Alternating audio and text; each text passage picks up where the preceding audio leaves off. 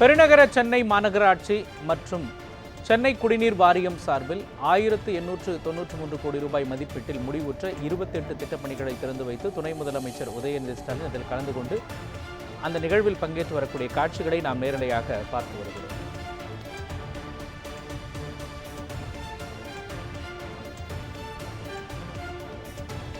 இந்த நிகழ்வில் துணை முதலமைச்சர் உதயநிதி ஸ்டாலின் பேசி வருகிறார். அந்த காட்சிகளை நாம் பார்க்கலாம்.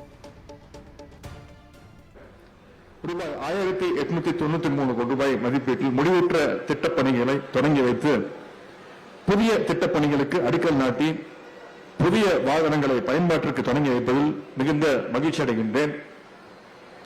அது மட்டுமல்லாமல் சென்னை மாநகராட்சி பள்ளி மாணவர்களுக்கு நலத்திட்ட உதவிகள், கருணை அடிப்படையில் பணி நியமன ஆணைகள் வழங்குவதிலும் கூடுதல் மகிழ்ச்சி அடைகின்றேன்.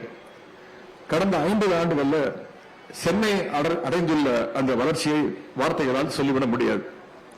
சென்னை அந்த அளவிற்கு மிகப்பெரிய வளர்ச்சி அடைந்திருக்கிறது. வளர்ச்சி அடைந்த சென்னையினுடைய வரலாற்றை கழக அரசினுடைய பங்களிப்பை தவிர்த்துவிட்டு நாம் எழுத முடியாது. சென்னை மாநகராட்சி மீது முத்தமிழர் கலைஞர் அவர்களுக்கு எந்த அளவு பாசமும் நெருக்கமும் இருந்தது என்பதற்கு ஒரு சம்பவத்தை இங்கே நினைவுபடுத்த விரும்புகின்றேன். முத்தமிழர் டாக்டர் கலைஞர் அவர்களிடம் பத்திரிகையாளர்கள் கேள்வி கேட்டார்கள். நீங்கள் உங்கள் வாழ்க்கையிலேயே பெற்ற பரிசுகளில் எதை மிக பெருமையாக கருதி மகிழ்வீர்கள் என்பதுதான் பத்திரிகையாளர்கள் கலைஞர் அவர்களும் கேட்ட கேள்வி.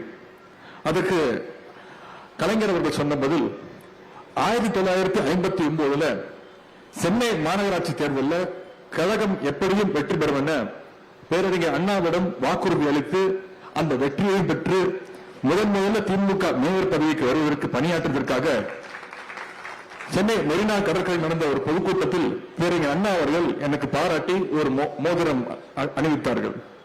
அந்த பரிசை இப்போது நினைத்தாலும் மகிழ்ச்சியில் எனக்கு கண்ணீர் வரும். அந்த கூட்டத்தில் அண்ணா என்னை பாராட்டி பேசியதை என் வாழ்நாள் முழுக்க நான் மறக்க மாட்டேன் என்று கலைஞர் அவர்கள் உணர்வுபூர்வமாக சொல்லியிருந்தார்கள்.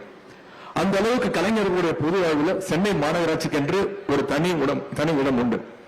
அதனால்தான் முத்தமிழர் கலைஞர் அவர்கள் தனது ஆட்சி காலத்தில் சென்னையுடைய கட்டமைப்பை மேம்படுத்த ஏராளமான திட்டங்களை செயல்படுத்தினார்கள்.